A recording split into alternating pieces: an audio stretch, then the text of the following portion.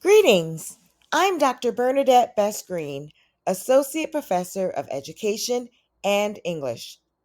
I'm also proud to be the Program Coordinator of the Faculty Equity Training Academy, or FETA. The purpose of this video presentation is to provide you with information and pique your interest in this wonderful faculty leadership opportunity here at Delta College.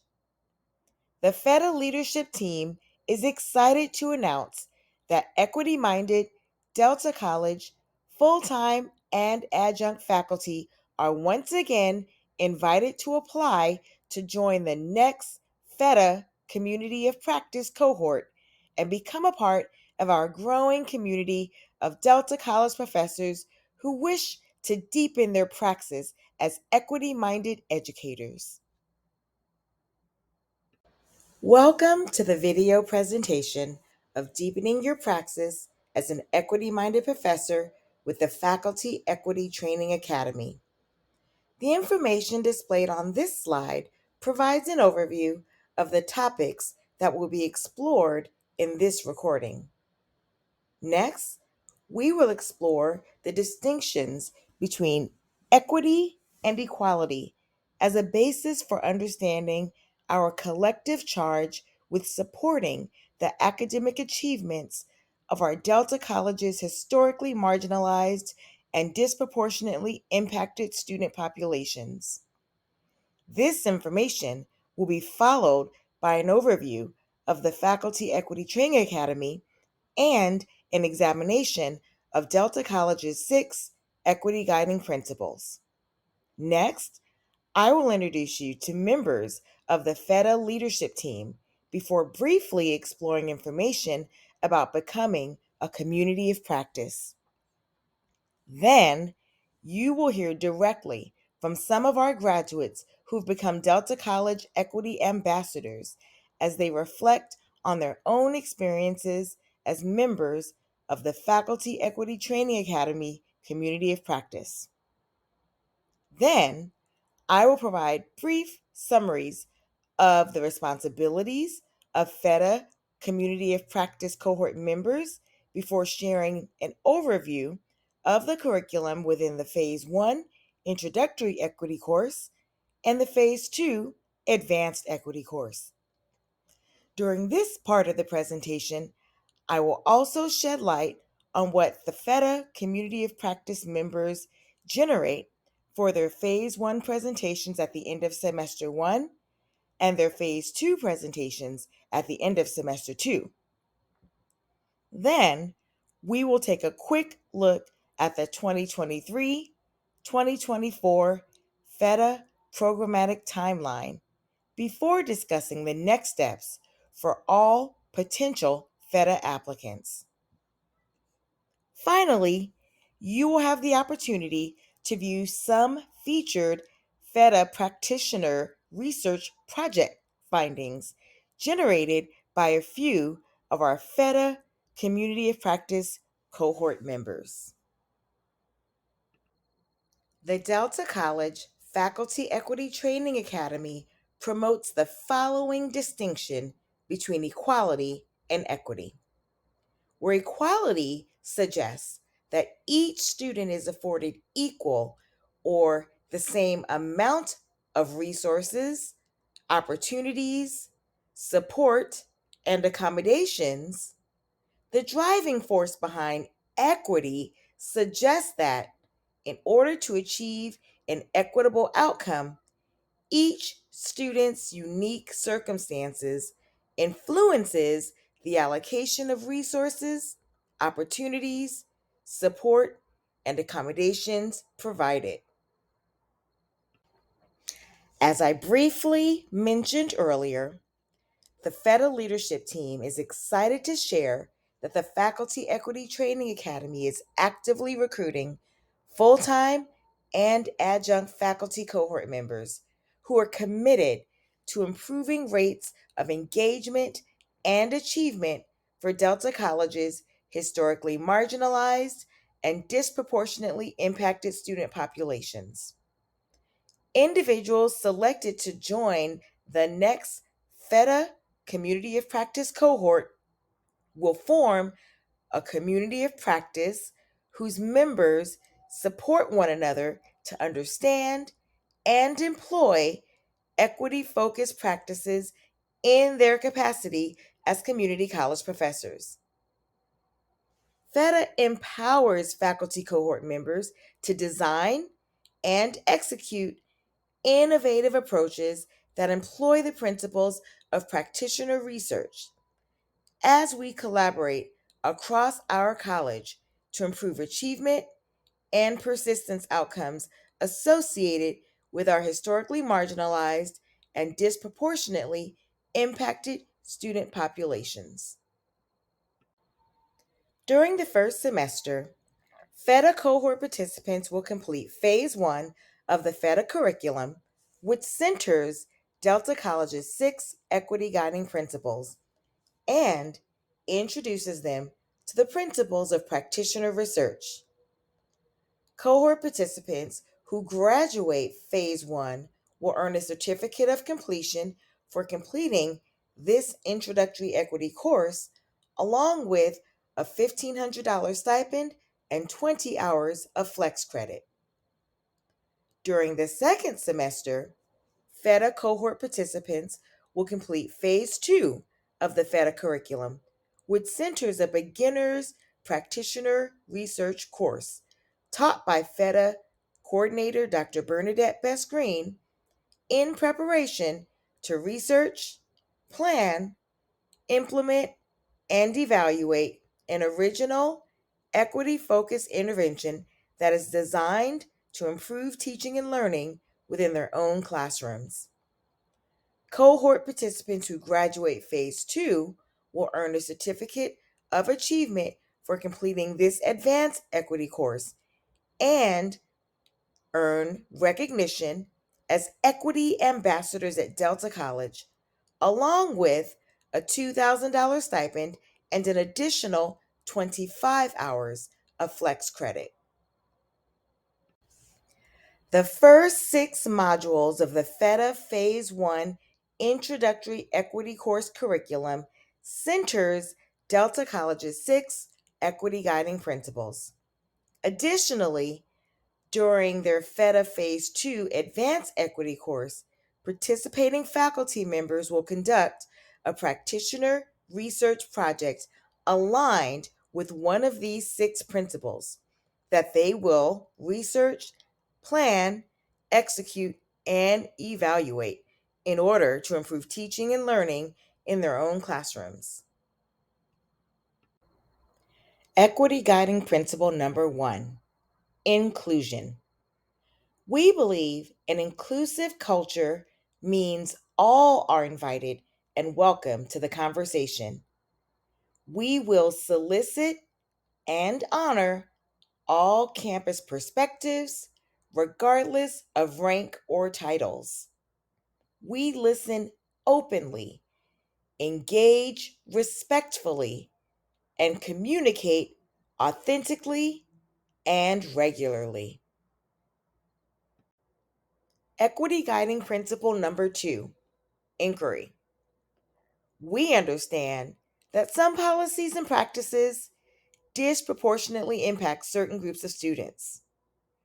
We analyze data according to race, gender, religion, income status, LGBTQ plus status, legal status, ability, current and formerly incarcerated, foster youth, veteran status, homeless status, and speakers of languages other than English.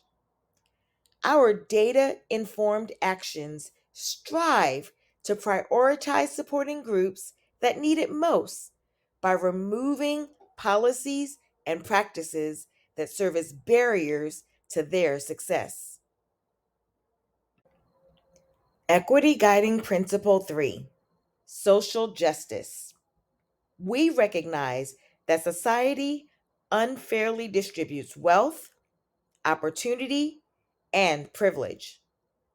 We believe Higher education should be a civil right, and we see it as a means to create a more just world. Equity Guiding Principle 4: Student Centeredness. Being student centered means that we will put the student's education first, acknowledging student voice as central to the learning experience. We will design our programs and offerings with this in mind.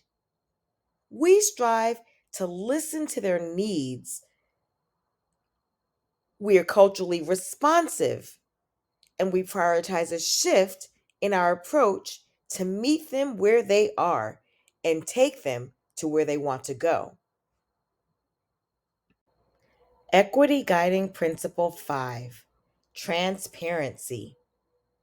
We aspire to share our data, goals, and outcomes in clearly worded, easily accessible formats so that all can easily understand. By doing so, we try to hold ourselves accountable for serving all groups effectively, with an emphasis on those that need it most. Equity Guiding Principle 6: Flexibility. We will challenge the status quo by disrupting and questioning our assumptions. We will be flexible in how we design the student learning experience so that we encourage innovation and creativity. We will support risk taking and the opportunity to learn from our failures. As previously stated, my name is Dr. Bernadette Best-Green, and I'm an Associate Professor of Education and English here at San Joaquin Delta College. In addition to my role on the Delta College faculty, I also serve in this capacity as coordinator of the Faculty Equity Training Academy. My demonstrated mastery of the principles of practitioner research is explored in great detail throughout my UC Davis PhD dissertation and establishes me as an authority in the field and a resident expert of practitioner research here at Delta College. I joined the Delta College faculty bringing with me 6.5 years of teaching experience in the UC Davis School of Education, 5 of which I taught beginning and advanced practitioner research courses to teacher credential candidates and Masters of Arts degree candidates. Specifically, these 5 years of professional service in the field further establishes me as a regional expert in the field of practitioner research. With these credentials and experience as a regional and resident expert of practitioner research, I've designed the curriculum for our Delta College Faculty Equity Training Academy 2-semester Phase 1 and Phase 2 programs. A curricular overview will be discussed on the next few slides. Hello, everyone. My name is Julie Jose. I'm a Delta College alumna, Stockton resident, and identify myself as cisgender mestiza. I received a master's in composition and rhetoric from Stanislaus State and English literature from Sacramento State, and completed writing memoir courses at Stanford. I've been a professor of English at Delta College since 2013. I currently serve as the English Learning Coordinator, the curriculum chair for Chicano, Latino, Latina Task Force, and friends of the library president. I have a passion for teaching, helping students unbury their potential, and helping them realize how they and their ideas are valuable contributions to critical conversations. My pedagogy is an equity-minded praxis, embedding elements of critical race theory and anti-racist ideology. Some of my most influential mentors are Paulo Freire, Mike Rose, Gloria Anzaldúa, and by the way, I love her quote, "Vale la pena," which means it's worth it, or I translate it as it's worth the pain and sorrow. I also find myself calling upon a good friend, Bell Hooks, by reading, teaching, to transgress. She reminds me that the classroom is a place where students can reinvent themselves. I strongly believe that to be an effective teacher, I must create a space of equity where students can reinvent themselves. I reflect, reassess, and if needed, unlearn and learn new ways of thinking and teaching. The faculty equity training I completed last year taught me that. And it gave me the tools and confidence to propose change. Currently, I am in my second semester of the Ethnic Studies Certificate Program at San Francisco State University, the space where I am now reinventing myself. Thank you and welcome. Hello, my name is Amir Asadi-Rod, and I teach biology at Delta College. I've been teaching biology at Delta College since 1995, and it is great. In the lab or after lecture, I can talk to the students about the culture, about things. So I have been learning a lot about our student body here at Delta College, and compared to my years at school that I was talking to my classmates, I learned a lot more. Of course, the years has been more at Delta also. But going back to equity, I would like to share a PowerPoint with you guys. And right now, I've got, while I was researching this, I got this from a couple of websites.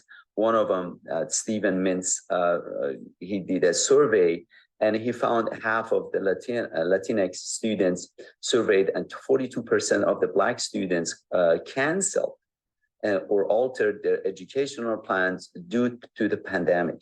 So the equity gap has been more, but the pandemic even widened that gap. And as you can see, the statistics there, compared to 26% of the non-Hispanic students, white students.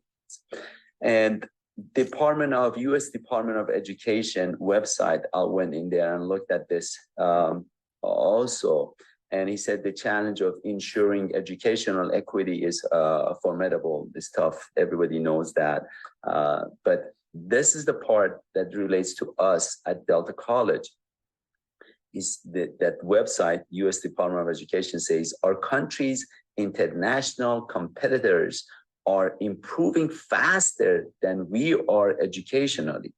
It means countries like Canada, England, Netherlands, France, Germany, these countries are improving. They're not talking about Japan, Korea, China.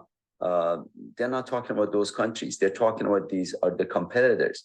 And many are having greater success in closing achievement gaps, which remain stubbornly wide in the United States. So it is on our shoulders at Delta College that we need to improve our the gap of the equity gap. So I hope with that, we work together and we improve our equity gap at Delta College. Thank you so much. Have a great academic year. As you may have noted on widely circulated FETA advertisements, full-time and adjunct faculty are invited to apply to join the next FETA Community of Practice cohort. FETA Community of Practice members support one another to understand and employ equity-focused practices in their capacity as community college professors.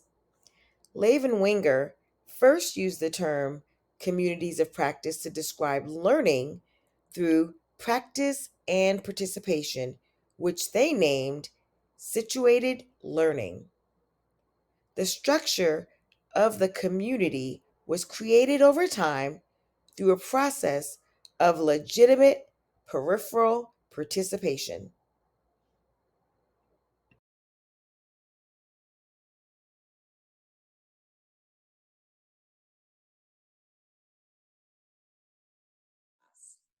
My first step is that I want to share my data from my project with my Dean and VP of Student Services so that they can see the value and importance of the career classes for undecided students. I enjoyed the planning, execution, and analysis of my FETA classroom inquiry project, because those of us who teach the career classes are always curious to know if students find them useful and helpful for them to achieve their goals. The cohort has impacted me as an equity-minded professor and practitioner researcher because I learned more about conducting research, which will help me to be a more informed, engaged, and educated professor. The guiding principles that we learned in FETA assisted me with remembering to be flexible and student-centered in my courses.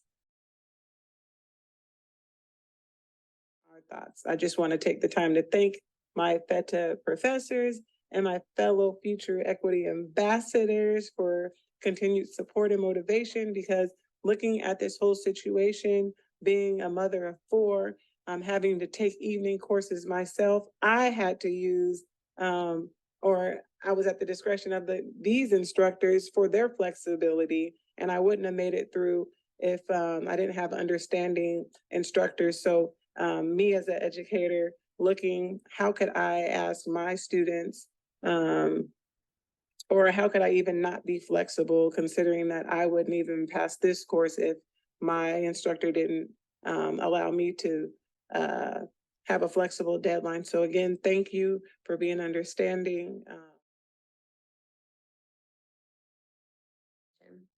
Cohort 2 of FETA has helped me identify weak areas within my own curriculum design and classroom management. By focusing on these areas and adjusting to the needs of our diverse student body, I am eliminating the need to address future concerns or issues before they arise. Overall, the planning, execution, and analysis of the FETA Classroom Inquiry Project gave me the tools to become an equity-minded community college professor and a practitioner research, which I think enabled us to really delve deep into the needs of our students to be more successful in the classes that we teach. Finally, my participation as a member of the FETA Cohort 2 enabled me to interact with a diverse group of equity-minded community college professors with the unwavering goal of increasing student success and retention rates among the disproportionately impacted populations within San Joaquin Delta College. And with that, the planning, execution, and analysis of my FETA practitioner research was extremely beneficial to piloting this unique type of grading system. I do believe more research is needed to determine whether these initial findings will trend in the same direction, and I'm excited to find that out. My participation in Cohort 2 of FETA has impacted me as a researcher by teaching me the college's 6 equity guiding principles and how to conduct research on them with the goal of improving both the student and the faculty learning experience.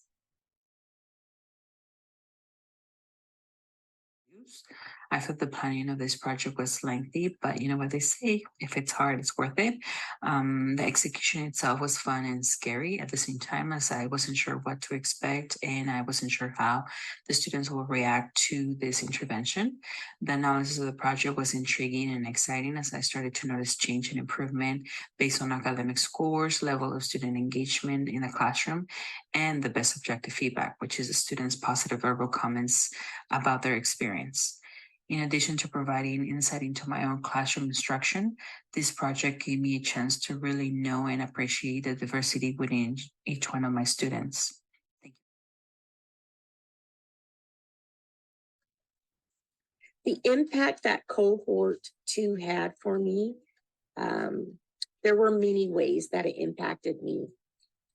I consider this Cohort 2 to be a pathway that addresses reducing the equity gap that Delta College has, and to provide the tools and guidance for instructors to do so. As we learned about the guiding principles in this, I call it the past year because we've been working on this for 2 semesters. Anyway, as we learned about the guiding principles, it provided us with an inside look of our desegregated students and how our call to action as faculty is necessary to reduce that gap that we have.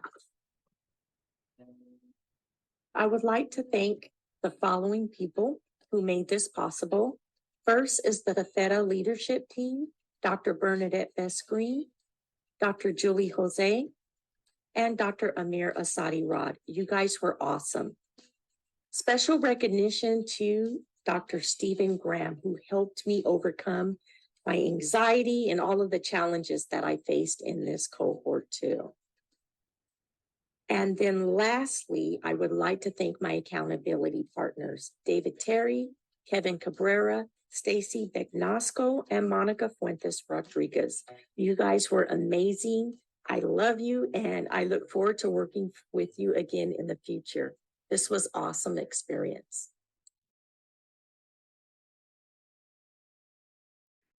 In terms of kind of the reflection on what's next, my next step is, can I apply these same techniques to face-to-face classes? Can I increase retention in those classes? And the other thing is there a way I can get this information to my students before the semester even starts so that they're not dealing with time management issues at the same time trying to get through all those assignments the first week and all stressed out? Is there a way I can get this to them a week, 2 weeks in advance through my Delta, and maybe they can start thinking about this in advance? I don't know. I want to see if I can do that. This Faculty Equity Training Academy, it's been pretty amazing. One big thing, the process of this, it's got me thinking about asking my students for things that they need help with. By doing a survey. I thought I knew, but I didn't know. I mean, again, time management was crazy. It was number one. So this entire process has opened my eyes to be a little more in tune with my students and asking them what their needs are instead of assuming that I know. The other thing, the participation in this entire academy, this cohort, I love the cohort idea, working together, is you can teach an old dog new tricks, because I'm proof of that. I thought I had it figured out. I mean, I put a lot of time and effort into my online classes, and this one intervention, just the time management intervention, has done wonders. So I'm wondering, are there other tricks that I can learn? Yes, there are. So I appreciate it. Thank you for your time.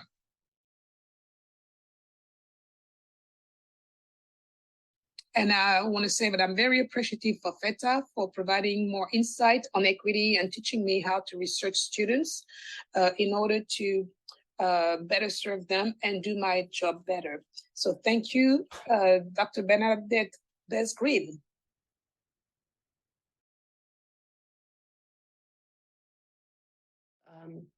I also really appreciated working with this cohort of other instructors. I've learned a lot from you guys, and I appreciate your insights and also the wonderful help that I've received along the way. So thank you. I'll wrap it up there.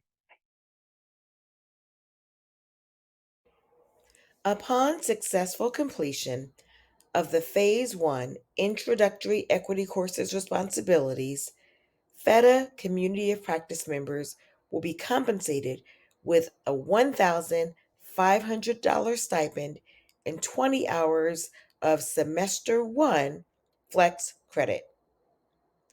Upon successful completion of the Phase 2 Advanced Equity Course Responsibilities, FETA cohort members will be compensated with an additional $2,000 stipend and 25 additional hours of Semester 2 Flex Credit.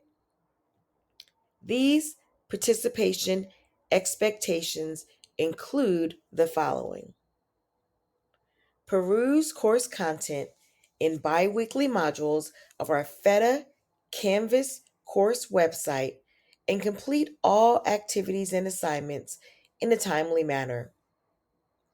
Communicate ongoing feedback to the FETA coordinator and/or co-leads about the program's implementation via the check-in surveys and other forms of personal contact such as email messages, Zoom meetings, etc. By the end of Semester 1, design and deliver a presentation about your proposed equity-focused practitioner research project.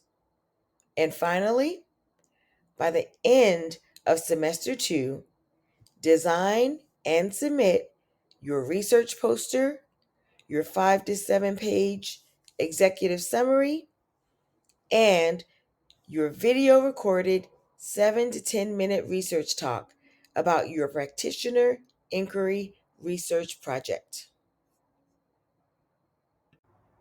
During the first semester, we will investigate 7 programmatic models. As you may notice, models 1 through 6 align with Delta College's 6 equity guiding principles of inclusion, inquiry, social justice, student-centeredness, transparency, and flexibility. Then, we will conclude the introductory equity course with Module 7, entitled Introduction to Practitioner Research. This will be the focus of Phase 2, the Advanced Equity course that FETA Community of Practice members will complete during their second semester. The curriculum of the Advanced Equity course guides FETA Community of Practice members through the process of researching, designing, implementing, and evaluating an intervention to improve teaching and learning that targets and supports Delta College's historically marginalized and disproportionately impacted student populations that they find within their own classrooms. Prior to successfully completing the Phase 1 Introductory Equity course, FETA Community of Practice cohort members will present brief presentations about their proposed equity-focused practitioner research projects. As part of the Phase 1 curriculum, cohort members will design a PowerPoint or Google Slides proposal video presentation of their desired equity-focused practitioner research project. Each proposal presentation will highlight the specific equity gaps selected by each faculty cohort member. Each of the 7 modules that are displayed on this screen provides a roadmap of the Phase 2 second semester experience for Faculty Equity Training Academy Community of Practice cohort members. As you can see, we will explore context, construct, and baseline data, review of relevant literature, development of research plan for your equity-focused practitioner inquiry project, data collection and analysis, round 1, data collection and analysis, round 2, presentation of the preliminary findings of your equity-focused practitioner inquiry project, and developing your executive summary, research poster, and video recorded research talk. During the second semester, FETA Community of Practice cohort members will support one another through the process of researching, planning, implementing, and evaluating their original practitioner inquiry or teacher research projects. As briefly referenced earlier, FETA Community of Practice cohort members will document what they've learned about teaching and learning within their own classrooms by capturing their teacher research in a research poster, a 5 to 7 page written executive summary, and a 7 to 10 minute video recorded research talk.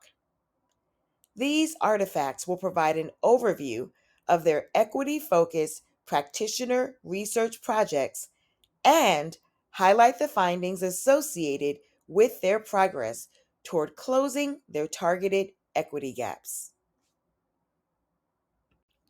In this first featured video highlight of FETA practitioner research findings, Professor and Coach Lauren Sills examines ways that flexible assignment deadlines were positively correlated with increased student achievement in her community college health education courses. Professor Seals' practitioner research was guided by literature generated by scholars such as Lee, Means, and Weidlich, who note that since the onset of the COVID-19 pandemic, students report experiencing difficulties with motivation and time management in ways that negatively impact their educational aspirations. Other literature that Professor Seals privileges by Caradog, Simsek, and Turan further reveals students' dissatisfaction from the sudden change to distance learning from traditional in-person instruction. Professor Seals was motivated to conduct this research as a result of having grown increasingly concerned about the number of Delta College students who've expressed the need for extensions on the assignments in her online courses. So much so that she became curious about how flexible assignment deadline policies might impact student outcomes. Professor Seals' research question asks, how does providing students with flexible assignment deadlines influence their achievement in my community college health education courses? In this video excerpt, Professor Seals details highlights of the findings from her recent practitioner inquiry project. Let's listen in now.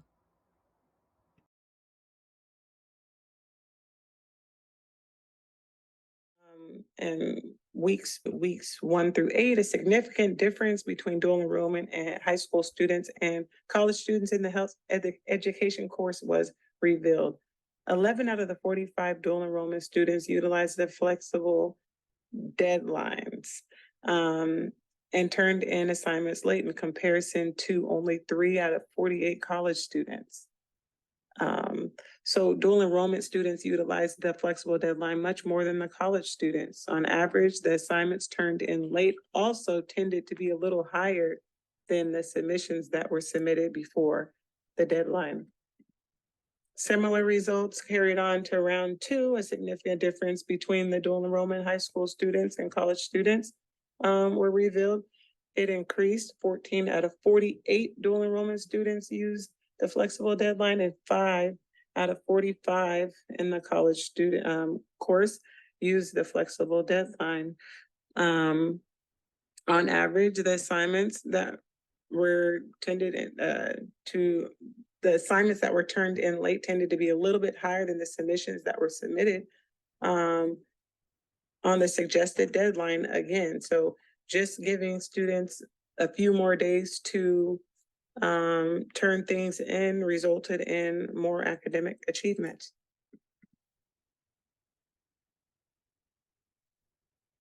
So here are a couple of these. So here's the survey results and a few of the responses from the students. In the dual enrollment course, 79% of the students believe that flexible deadlines had a positive impact on themselves and their peers. 9% believe that there was no difference, and 12 did not answer.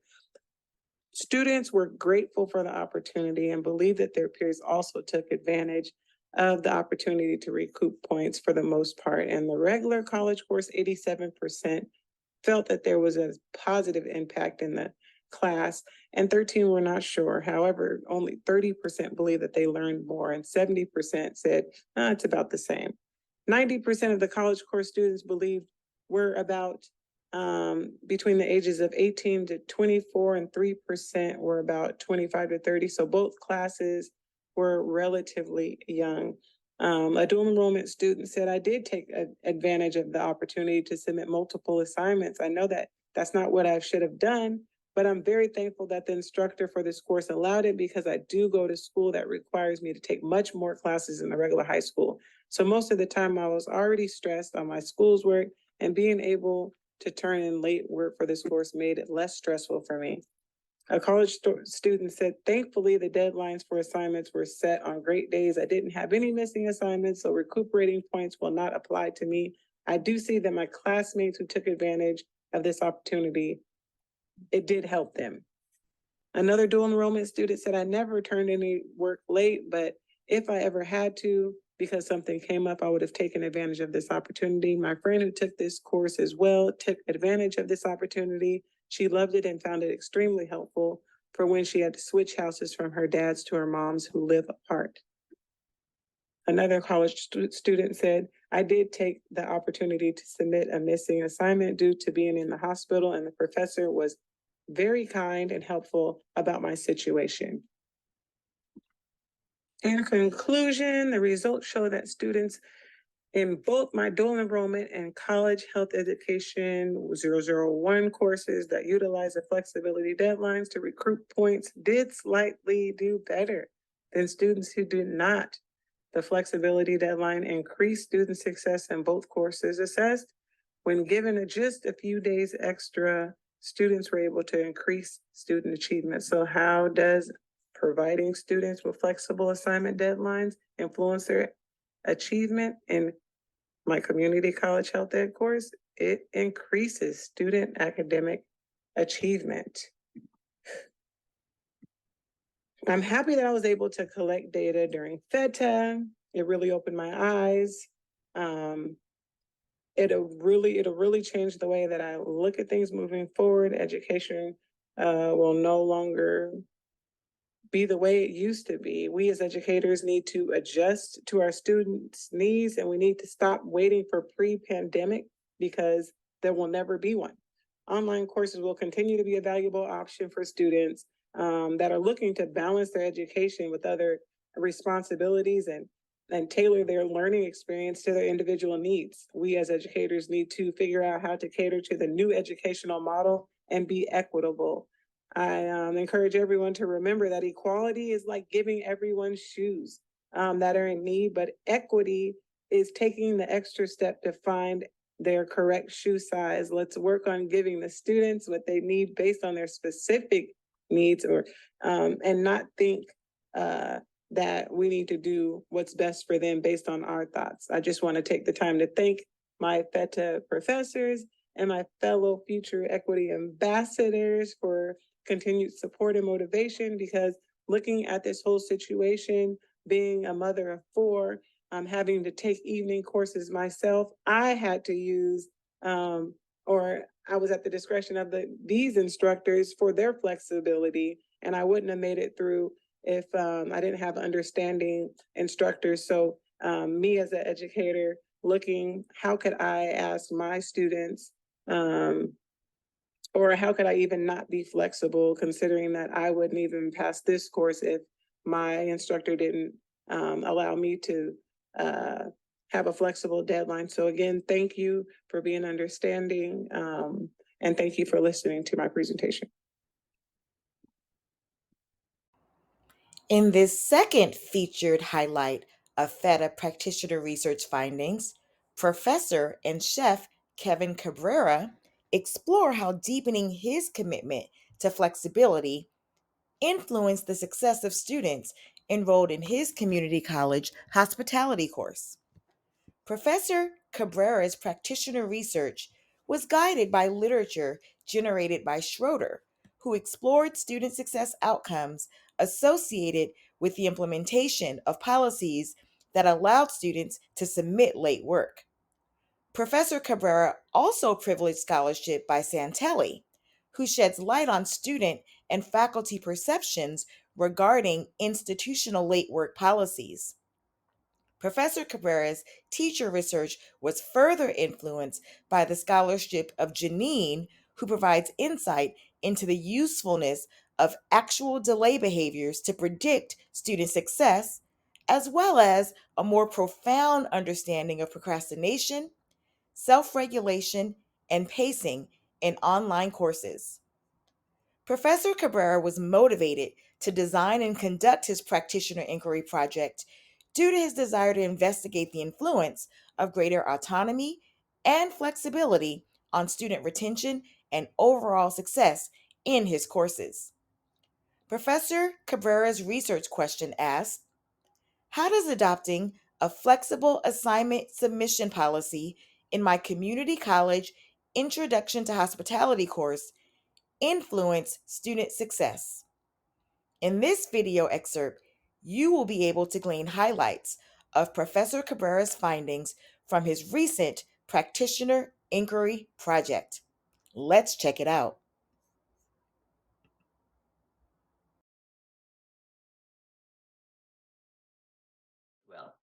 As far as historical success, which is part of my long-term goal for this study, I wanted to compare the success rate for this semester based on the success rate from previous semester.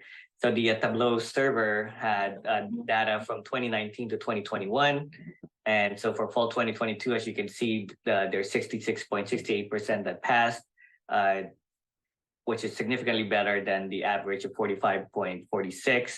The students that failed also decreased, and the students that withdrew from the course decreased as well from the average. So I think there's a promising sign of adopting a late work policy in terms of increasing the student success in the long term.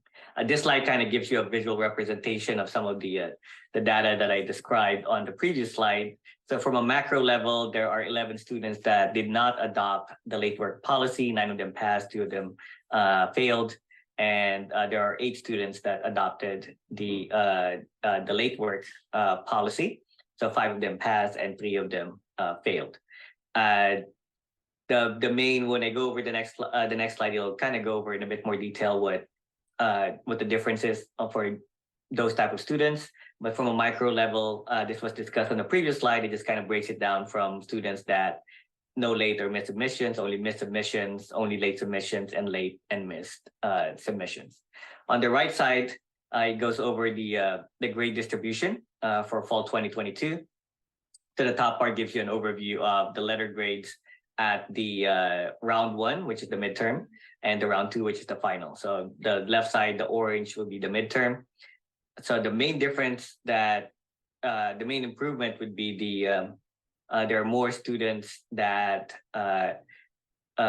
received a C, and the students that got to be decreased a bit. And from a historical level, so this is the percentage, overall, there's same percentage of students between this semester and historically that received an A, but significantly more students received a B and a C. And the promising sign is students with D, F, and W decreased based on the historical comparison, which also helps with improving the retention rates for this class. This slide goes over in way more detail regarding each of the students enrolled in the class, the number of late and missed submissions that they have, and their midterm overall grade based on the round 1 data collection, and final or overall grade based on the round 2 of data collection. I did block off the students' initials, for privacy reasons. But if you look at the legend on the right, students on white have no late or missed submissions, green only missed submissions, yellow only late submissions, orange would be late and missed submissions. Students that are in blue withdrew from the course both of them before the midterm, and students with bold font failed the course. I did highlight 3 students just to kind of go over the difference in terms of adoption. So student number 7 slightly decreased on letter grade based on that 1 missed work, still passed with flying colors, just a little bit less from the midterm and the final score. Student number 13 is a good example of someone that took advantage of the late work to increase their grade. So on the midterm, they have a D, getting close to a C, but by the end of the semester, they have a B minus. And finally, student number 20 had the most late submissions out of students, and the 3rd most missed submissions, but overall the most combined late and missed submissions in the class. This specific student did not do so well throughout the semester. So frequency of adoption is one thing that needs to be considered in future studies regarding late work policy as well. As far as discussion questions, I've learned to appreciate the value of a flexible assessment submission policy that balances flexibility and accountability while improving student success and retention rates. Adopting a flexible assessment submission policy increased student success in my introduction to hospitality course, although there's a lot more, I think, gray area and opportunities to study in more in depth in terms of how that would affect student success rate in the future. But overall, the findings influenced me to continue adopting a flexible assessment submission policy for subsequent semesters. I might tweak the percentage and the time frame for that specific deduction. I have not finalized it yet, but most likely I'll probably do a 10% every 12 hours, which will equate for about the same 20% per day, but it will enable students that maybe just miss a couple of hours of deadline receive less deduction than students that miss the full day. So that's something I'm still finalizing, but it will be done before the start of spring 2023 semester. And as far as reflection, I think the next logical step would be to explore strategies on how to deploy other Delta College equity guiding principles. So for this study, I did flexibility, but as we discussed on throughout this course, there's also inclusion, inquiry, social justice, student-centeredness, and transparency. And based on the research that's done by the other cohorts of this FETA class, I think there's probably a couple of those that I might be able to deploy in my future courses as well. Overall, the planning, execution, and analysis of the FETA Classroom Inquiry Project gave me the tools to become an equity-minded community college professor and a practitioner research, which I think enabled us to really delve deep into the needs of our students to be more successful in the classes that we teach. Finally, my participation as a member of the FETA Cohort 2 enabled me to interact with a diverse group of equity-minded community college professors with the unwavering goal of increasing student success and retention rates among the disproportionately impacted populations within San Joaquin Delta College. And with that, I would like to thank everyone for listening to my presentation. I look forward to your feedback and your continued support. Thanks, everyone. In this third featured highlight of FETA practitioner research findings, Professor and instructional designer Jen Azzaro examines ways that flexible structures, specifically contract grading, influence student satisfaction and student success among college faculty enrolled in her online professional development courses.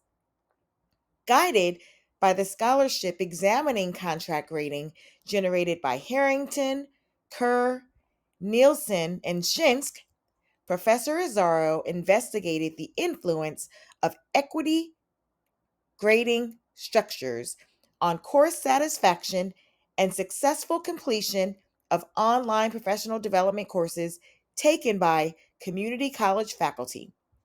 The two areas that she focused on were meeting deadlines and minimum scores versus authentic learning, and student satisfaction and success. Professor Azzaro asked the following research question: how do equitable grading practices influence the student satisfaction and success of community college faculty enrolled in online professional development courses? In the following video excerpt, Professor Azzaro engages her viewer in a discussion of findings that emerged from the analysis of her data. Let's listen in now.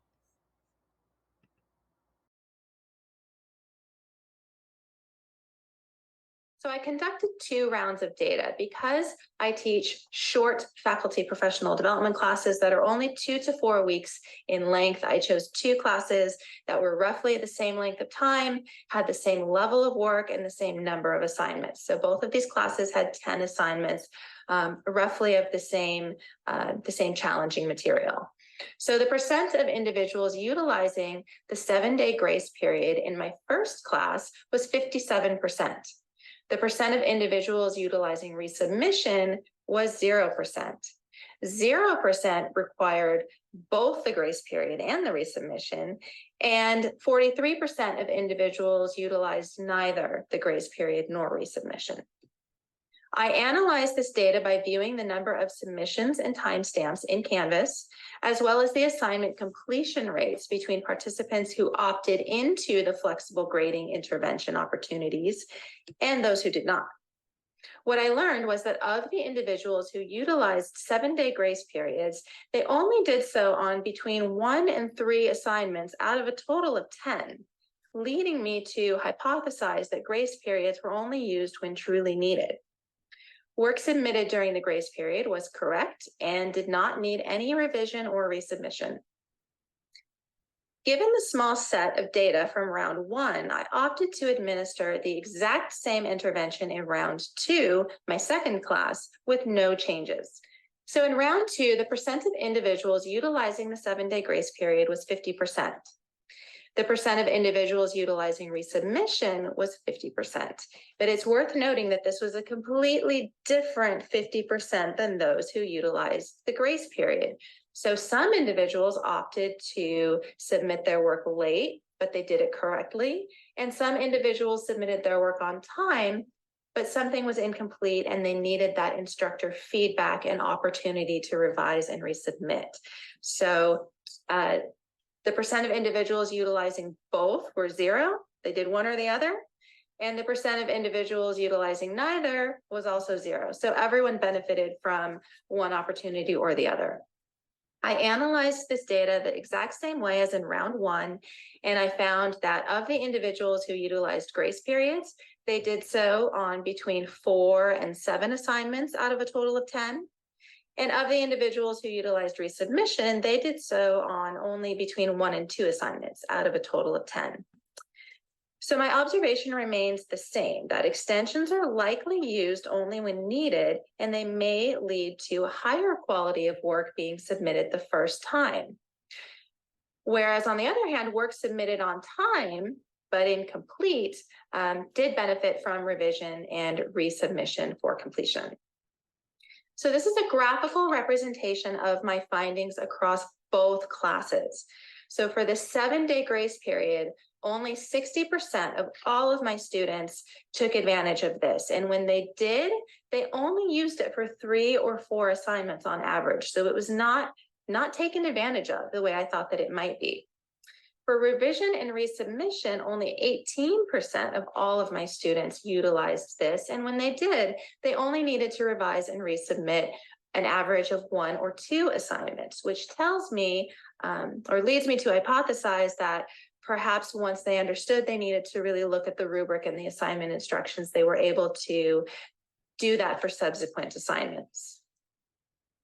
So I wanted to further investigate these findings with some end of course surveys to really find how the students were feeling about this intervention. So I asked 3 questions at the end of both classes. Question 1, if you took advantage of any assignment grace periods, how do you feel the additional time to complete assignments impacted your engagement in the course and willingness to persist? One student said that they got sick and they were able to engage with the course while they were recovering to have the extra time. Another student said that they used the flexible assignment deadlines only because they had a family medical emergency. Another student said they would have just quit because they couldn't possibly finish on time due to an unforeseen circumstance, but they felt more at ease knowing they had a cushion. And finally, I think this is the most telling feedback. I neurotically beat the deadlines, but I was far less neurotic about it, knowing that the flexibility was there. They supported my mental health, even though I didn't use them. Question 2 was, how do you feel the complete-incomplete grading system and option to resubmit assignments for completion impacted your perspective on your performance versus a traditional grading system?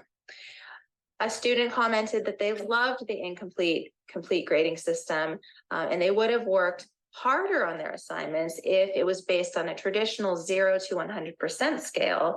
They might have doubled their time, but would not have benefited any more than they already did. And they would have actually experienced diminishing returns on their time and effort. With this system, they were able to reach mastery and then apply what they learned to their job. Another student commented that they put in a lot of effort for complete-incomplete, but they were less stressed about it. And finally, the last student said they think it promotes a positive message to students and lets them know that they still have an opportunity to change an incomplete grade to a complete one. Percentages tend to add additional stress to an already stressful situation.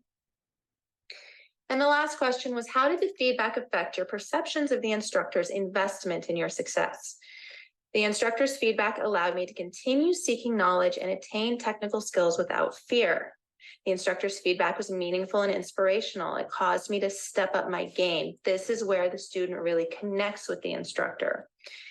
And the instructor can point out things that are overlooked. It's important to student learning to see where their mistakes are.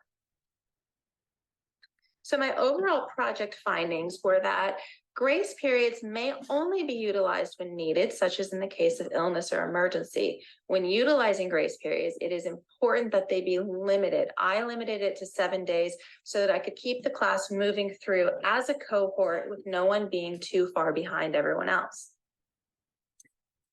Work submitted late may be more complete or more correct given the extra time to finish. Work submitted on time may have a bigger chance of being incomplete and needing revision. Personalized feedback from the instructor paired with resubmission may lead to subsequent work being submitted correctly the first time. Students report the focus shifting from hard deadlines and scoring to learning and reduced feelings of stress. Students may be more likely to engage with assignments and persist through challenges. In other words, to stay in the class. And this builds trust and respect between the student and the instructor and forms a mutual partnership in the learning experience. So overall, I learned that flexible grading systems have a positive impact on student satisfaction as observed through the survey feedback, as well as a positive impact on student success, with 100% of the participants in the 2 courses completing them with at least 90% of their work completed successfully. So where will this project go from here? My research findings have led me to continue to implement flexible grading in all of my classes. I'm sharing my research with my colleagues so that they too might implement this system in their classes. I will continue this research into spring 2023. I am tentatively developing a professional development class on equitable grading, which I will offer to Delta faculty with this research informing that class. And my goal is to promote flexible grading outside of faculty professional development and into traditional classrooms. The planning, execution, and analysis of my FETA practitioner research was extremely beneficial to piloting this unique type of grading system. I do believe more research is needed to determine whether these initial findings will trend in the same direction, and I'm excited to find that out. My participation in Cohort 2 of FETA has impacted me as a researcher by teaching me the college's 6 equity guiding principles and how to conduct research on them with the goal of improving both the student and the faculty learning experience. So I want to close by saying thank you to Dr. Best-Green, Professor Jose, Dr. Asadi Rod, and all of my FETA Cohort 2 colleagues for your guidance, your engagement this last year. I appreciate you listening to this presentation, and thank you, and let me know if you have any questions. In this 4th video highlight of FETA Practitioner Research Findings, Professor of Health Sciences and Psychiatric Technician Program, Monica Fuentes Rodriguez, became interested in investigating the potential of gamification to be employed as an intervention to improve achievement in her nursing course within Delta College's Psychiatric Mental Health Nursing Program. Professor Fuentes Rodriguez's Practitioner Inquiry Project was guided by scholarship by Lurero, who notes that gaming platforms are effectively employed to provide academic content, increase communication strategies, and promote additional space for knowledge construction. And in nursing specifically, gamification has recently been shown to increase interaction and content integration. Professor Fuentes Rodriguez's research question asked, what effects, if any, does utilizing gamification technology via the Kahoot platform in the classroom have in nursing students' engagement? Let's listen in as Professor Fuentes Rodriguez's summarization of her study's findings is detailed in the following brief video clip.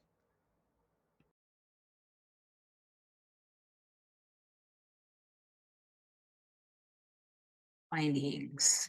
So the first graph represents the entire class formal assessment average course. You can see that almost the majority benefited from the intervention. And I say almost because on the next graph, you can see that 89.47 observed an increase in their formative scores, while 10.53 actually saw a decrease. Lastly, the third graph breaks down the assessment scores of all of my 4 focus students. All of them show an improvement on their grades, especially Michelle, who had the lowest grade. She went from 47.22% to 79.7%. Based on students' comments and average grade on formal assessment, it appears that students benefited from the usage of gamification software to review the learned material. The usage of Kahoot helped them with knowledge retention, as evidenced by an increased score in formal assessment, and students had fun. Based on their students' responses, body language, class observations, and survey responses. Using the software to review material not only improves student grades, but during the class time, I saw an increased teamwork effort. Students were more creative and they were more engaged. Lastly, to conclude, gamification technology such as Kahoot provides many beneficial outcomes for both the practitioner and the learner. I can see the use of this technology throughout my different classes, and I know it's going to take some time to develop the content, but I know it's worth it. Also, lastly, depending on how the content is set up and developed, it can be used for future classes to come that's generalizing its use. I thought the planning of this project was lengthy, but you know what they say, if it's hard, it's worth it. The execution itself was fun and scary at the same time, as I wasn't sure what to expect and I wasn't sure how the students will react to this intervention. The analysis of the project was intriguing and exciting as I started to notice change and improvement based on academic scores, level of student engagement in the classroom, and the best objective feedback, which is the students' positive verbal comments about their experience. In addition to providing insight into my own classroom instruction, this project gave me a chance to really know and appreciate the diversity within each one of my students. Thank you for watching. In this 5th and final highlight of FETA practitioner research findings, Professor of English and Culinary Arts, Gabriela Myers, shares insights from her practitioner inquiry project. Professor Myers notes that in past semesters, the type of crises that her students navigated include death of loved ones, depression, relationship challenges, and more. Further, she's observed how these life events have negatively impacted her students' engagement. Professor Myers' Practitioner Inquiry Project privileges scholarship by Zovinsky, who examined the mediating effects of student services on student engagement among first-generation and transfer students, as well as Reeves, who investigated student mental health in the UK, and also Braglia, who examined challenges to addressing student mental health in embedded counseling services. Professor Myers' research question was the following: how does embedding mental health services within my community college composition course influence the engagement of students navigating crises? In the following video clip, Professor Myers engages her audience in a brief summarization of salient themes to emerge from her analysis of the data. Let's listen in now.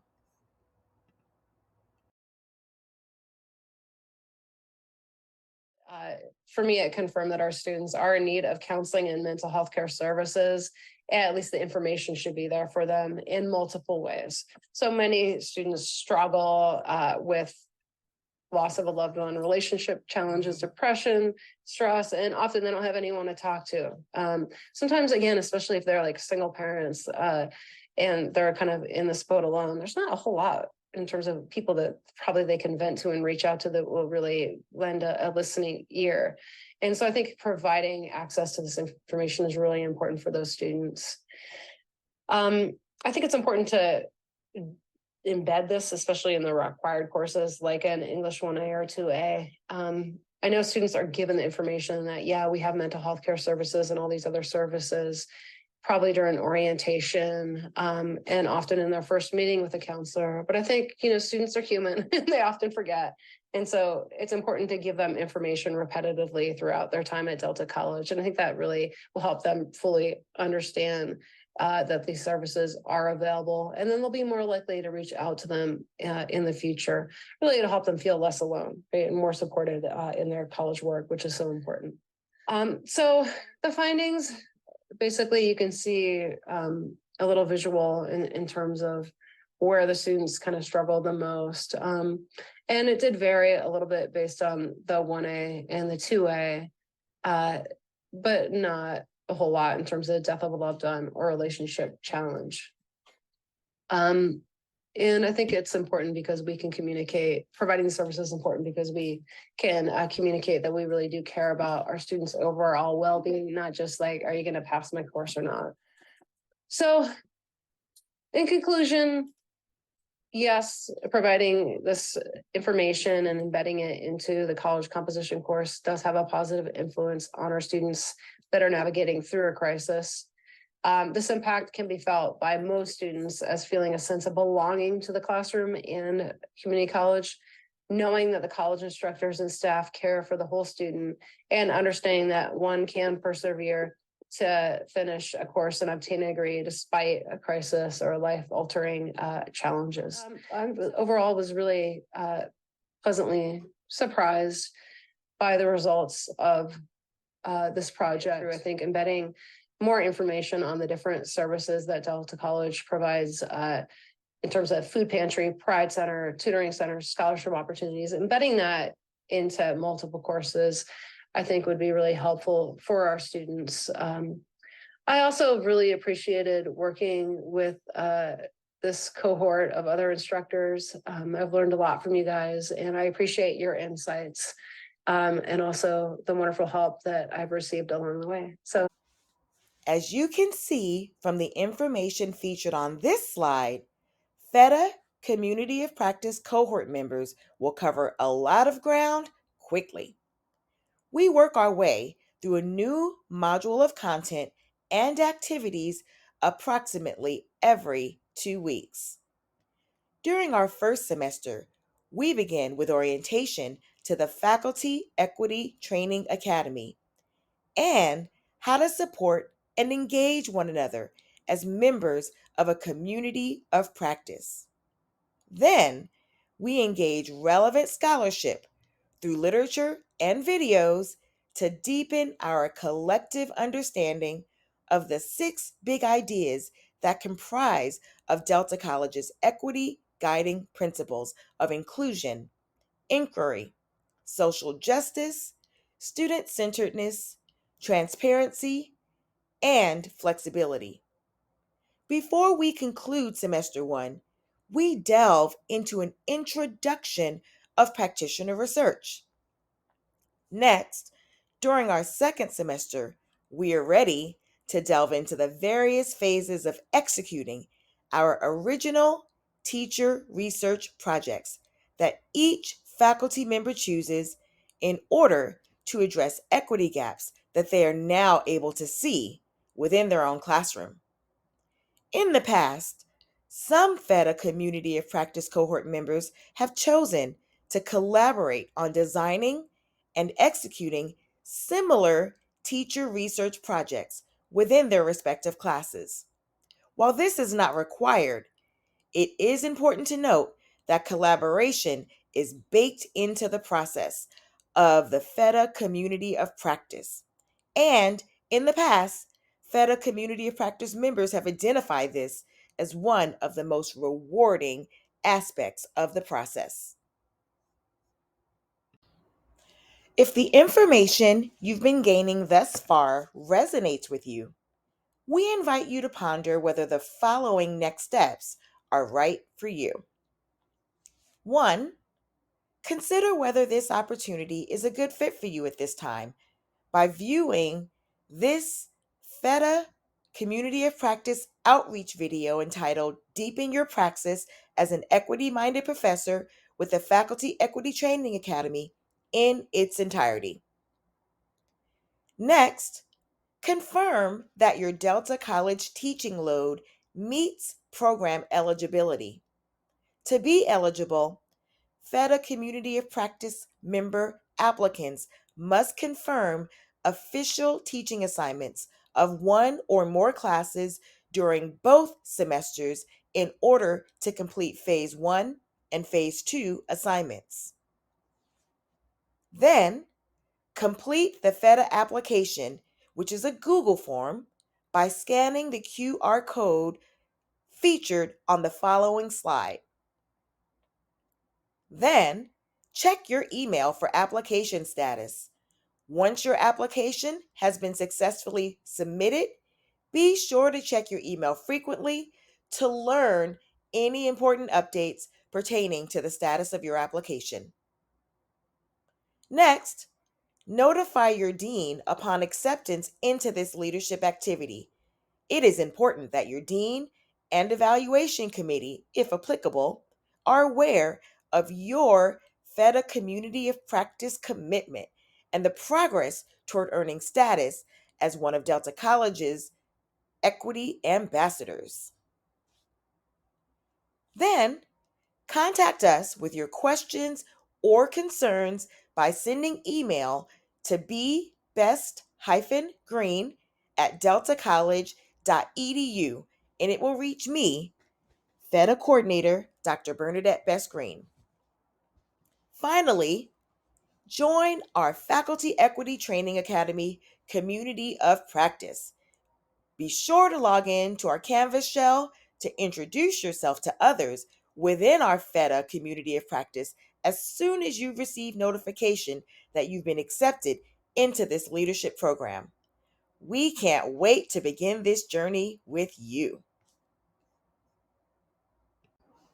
Scan the QR code to apply to join the FETA Community of Practice cohort today. Use your smartphone's camera to scan the QR code featured on the right, then touch the gold link that appears to access the FETA Community of Practice application online. Please send an email containing your questions or concerns to the Faculty Equity Training Academy Coordinator, Dr. Bernadette Best Green, at the email displayed on your screen. We look forward to hearing from you soon.